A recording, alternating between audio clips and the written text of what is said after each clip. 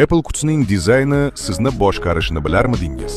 Statistikaga ko'ra odamlarning 90% dan ortig'i iPhone qutilarini saqlab qo'yadi. Bu tasodif emas. Apple birinchi iPhone'ni chiqarganida kompaniya 200 dan ortiq patent oldi. Shu jumladan quti dizayniga ham patent.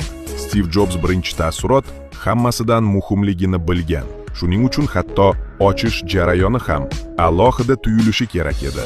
Qutilar yuqori sifatli materiallardan tayyorlangan, ammo asosiy sir mukammal hisoblangan havo bo'shlig'ida.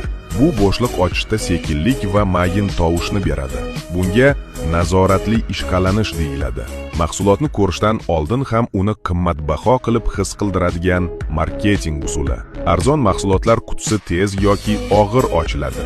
Luks brendlar esa Apple kabi mukammal muvozanatga erishadi. Mana shu hashamat hissi sizni qutini saqlashga majbur qiladi va u sizning uyingizda Apple uchun bepul reklama bo'lib qoladi.